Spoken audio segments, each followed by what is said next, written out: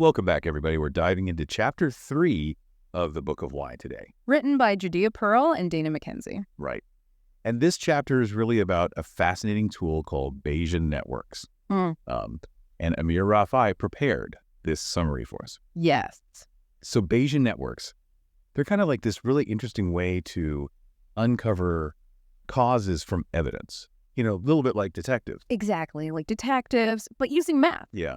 So you might be surprised to know that this same technology that we're talking about today was actually used to solve a really tragic real-world mystery. Yes, a very sad one. The downing of Malaysia Airlines Flight 17. Right. Investigators at the Netherlands Forensic Institute, they were facing this heartbreaking challenge. They had to try to identify the remains of 298 victims. Oh, wow. And we're talking, remains that were very badly burned. DNA was degraded. They had very limited access to the crash site itself. Right. And for many of the victims, there were no pre-existing DNA records. That sounds like an incredibly daunting task. I mean, how do they even begin to approach something like that? Well, the NFI had a secret weapon, a software called Bonaparte. Okay. And this software was special because it used Bayesian networks to analyze DNA. And it could take DNA from various family members, even distant relatives. And they were able to use this to make identifications. By December 2014, they had actually identified 294 victims. Wow, that's remarkable. That really highlights the power and how quick this approach can be when it comes to these really complex real-world situations where traditional methods just might fall short. What I find so fascinating is the same technology that we're talking about, Bayesian networks. It's kind of working quietly behind the scenes in so many areas of our lives. It really is. You can say it's woven into the fabric of our tech-driven world. Yeah. Think about it. You use speech recognition on your smartphone. Yeah, all the time. Spam filters are keeping your inbox clean. The weather forecasts you're checking to make your weekend plans, even the way your cell phone can pick your call out of thousands of others. Wow. These all rely on Bayesian networks. So every time I ask my phone for directions, I'm unknowingly using this powerful tool. It's pretty amazing. You are. But before we get too carried away, can we take a step back? Can we sort of dive into how these networks work? Where does it all begin? Well, it all starts with an 18th century Presbyterian minister, Okay. Thomas Bayes. He had a passion for mathematics, and he grappled with a question that had both mathematical and philosophical implications. How much evidence do we need to be convinced that something improbable has happened? This very question, led him to develop what we call Bayes' rule, which is a seemingly simple equation, but it connects what we already know with new evidence to update our beliefs. I'm intrigued. Can you give us a more concrete example of how this rule works in practice? Okay, let's imagine you're a doctor and a patient comes in with certain symptoms. Now you know the base rate of various diseases in the population, how common they are. Okay. Then you run some tests. Right. And these tests have a certain accuracy rate. So Bayes' rule helps you to combine these test results with your prior knowledge about these diseases to calculate the probability that the patient actually has each disease. So it's not just about the test results in isolation, but about integrating them with this bigger picture, the context of how common these diseases are in the first place. That sounds like a more nuanced way to approach diagnosis. Exactly. And this principle applies beyond medicine. Let's say you're trying to figure out how likely a certain event is going to happen, like maybe a stock market crash. You can use things like historical data. You could use expert opinions. You can use current economic indicators as your prior knowledge. And then you can incorporate new information, like let's say company earnings reports or political events, to update your assessment using Bayes' rule. So it's like having a constantly evolving model of the world where we're continually refining our understanding based on new evidence as it comes in. But how does this relate to the Bayesian networks that we were talking about earlier? Are they essentially just a large-scale application of Bayes' rule? Well, they're definitely built upon that foundation of Bayes' rule. Okay. But Bayesian networks take it a step further. They allow us to model complex systems with multiple interrelated variables. Imagine a network of nodes. Each of these nodes represents a variable, and the arrows between them represent the causal relationships. So it's kind of like a map of probabilities, where each node is influencing its neighbors, and they're all constantly updating their beliefs based on the information they're receiving? Precisely. And this is where the concept of belief propagation comes in. Each node sends messages to its neighbors, sharing information about its current state of belief. These messages, they contain things like conditional probabilities and likelihood ratios. Yeah. And these help each node to refine its own beliefs based on the collective wisdom of the entire network. It sounds incredibly intricate, like this complex dance of information flowing through the network. But how do we actually construct these networks? And how do we ensure that they're accurate reflections of the real world? Well, building a Bayesian network involves defining the variables first. Okay. You have to establish the causal relationships between them, and then you have to quantify those relationships with conditional probabilities. Right. And this often requires expert knowledge. You need data analysis and careful model validation. So it's not just a plug-and-play system. It requires a deep understanding of the domain that you're modeling and a very rigorous approach to ensure that the network is accurately capturing the underlying causal relationships. That's right. The power of Bayesian networks really lies in their ability to represent and reason about complex systems, but there's uncertainty involved.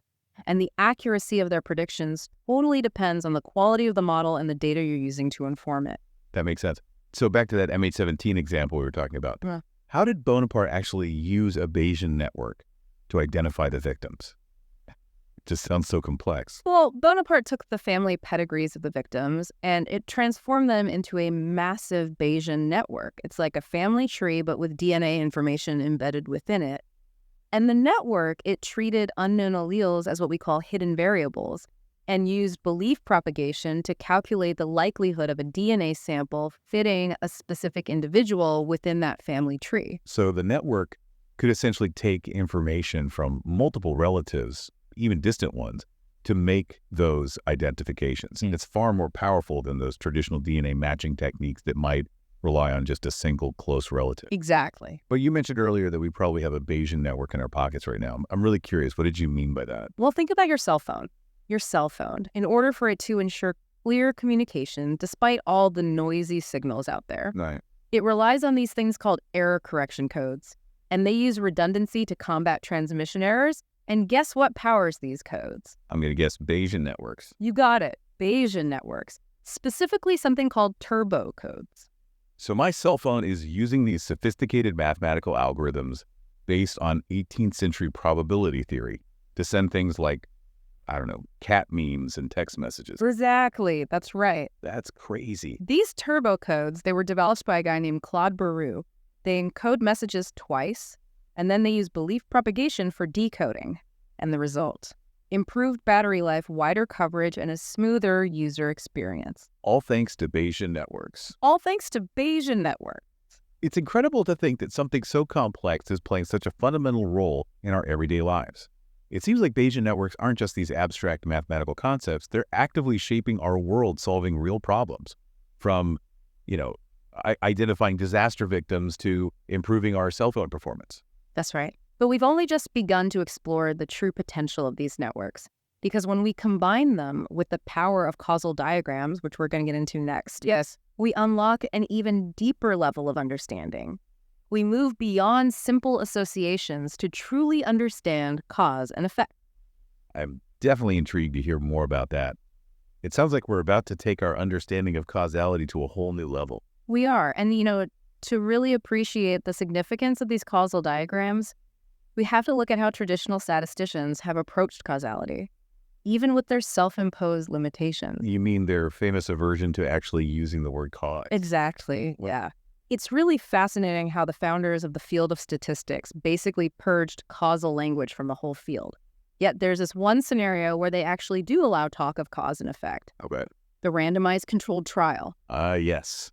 The RCT, the gold standard. The gold standard of research. Right. You randomly assign participants to either receive a treatment or not, and then you compare the outcomes, like when they're testing a new drug or something. That's a great example, exactly. Yeah. In the context of RCTs, both traditional statisticians and, people in the field of causal inference agree on the meaning of A causes B. Okay. But this heavy reliance on randomization, it has its own limitations. Why do you think randomization is so crucial for establishing causation in the first place? Well, it seems like it would help to eliminate bias and ensure that any observed effects are due to the treatment itself, not some other hidden factor. That's a great point. It all comes down to this concept called confounding. Okay. So imagine you are studying whether exercise reduces the risk of heart disease. Okay. Now, you might find a correlation there. But what if the people who exercise also tend to eat healthier diets? Right.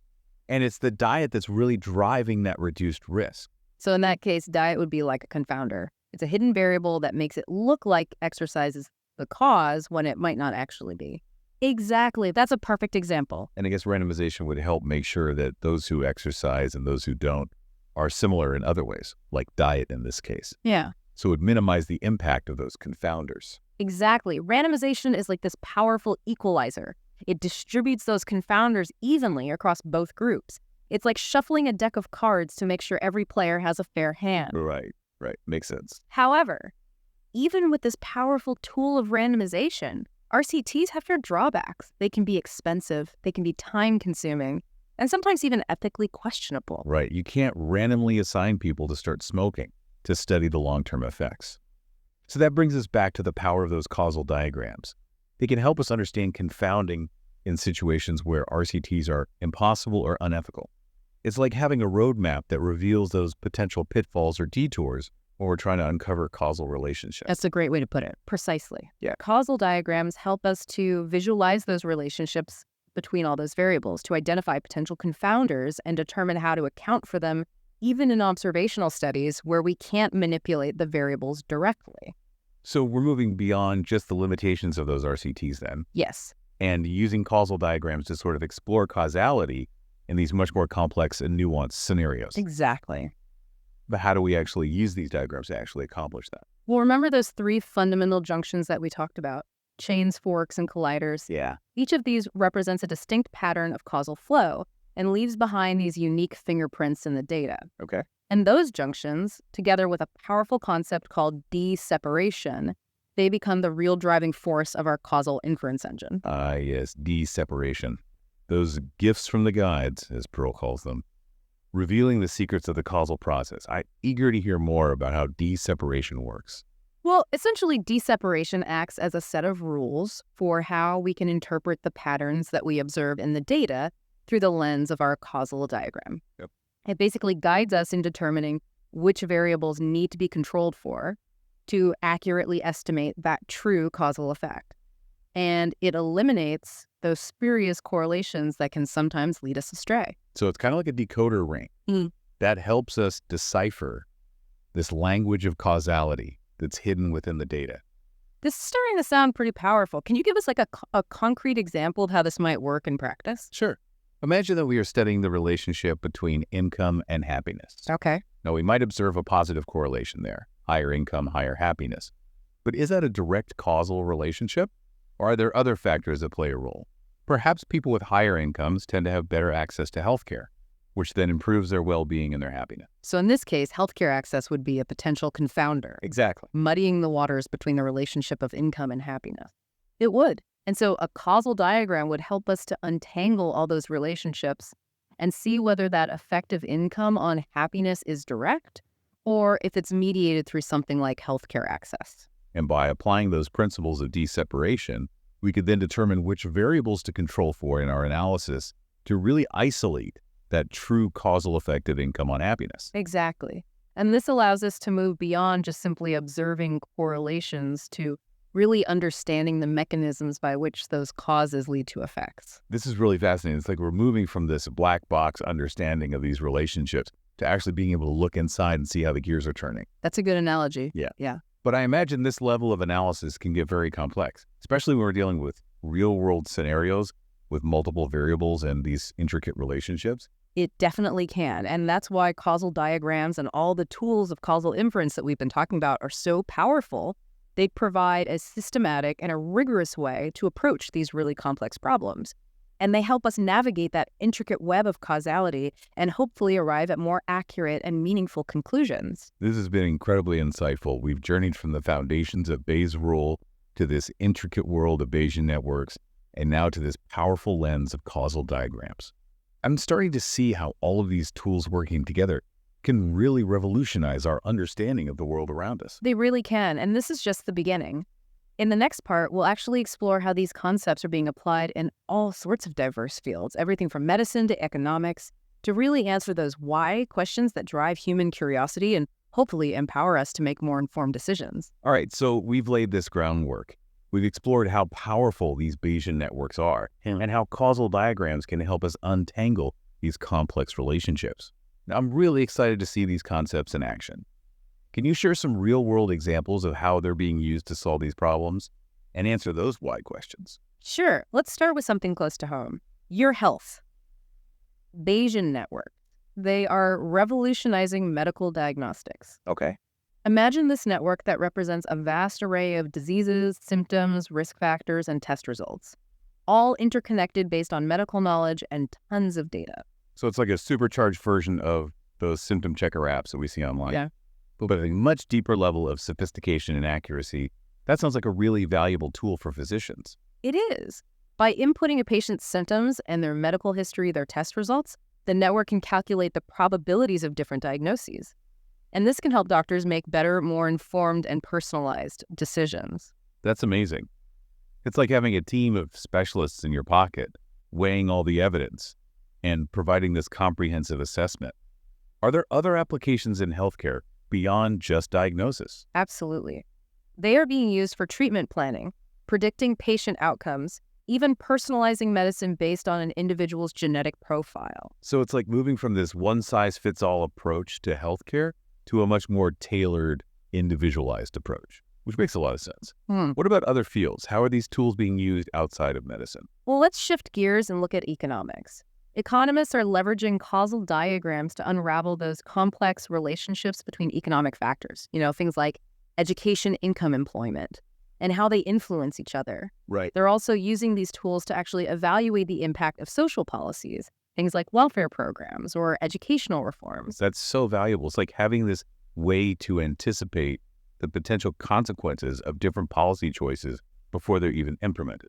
Exactly. And it's not just predicting those outcomes, but understanding the how and the why behind them. Right. For instance, does a job training program directly increase employment, or does it work by boosting participants' confidence and motivation, which then leads to better job outcomes?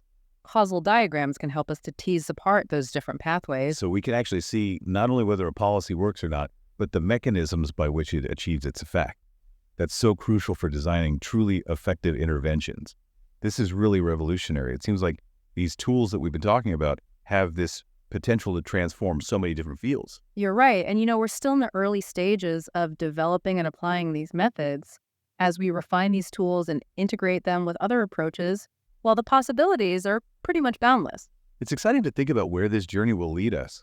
We've seen how Bayesian networks and causal diagrams have moved us from just observing correlations to understanding the why behind those relationships.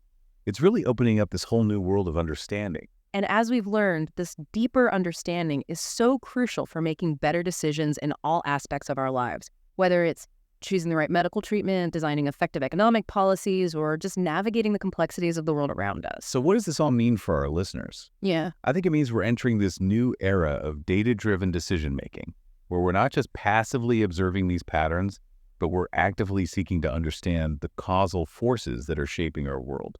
And this understanding empowers us to make more informed choices, intervene more effectively, and ultimately create a better future for ourselves and for generations to come. That's a really powerful message to end on.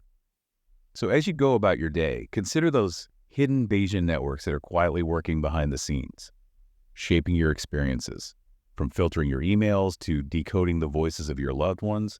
And remember, by embracing the logic of these causal diagrams, we can move beyond simply asking what, to boldly asking why. Keep exploring, keep questioning, and keep seeking those answers that lie just beyond the surface. Until next time.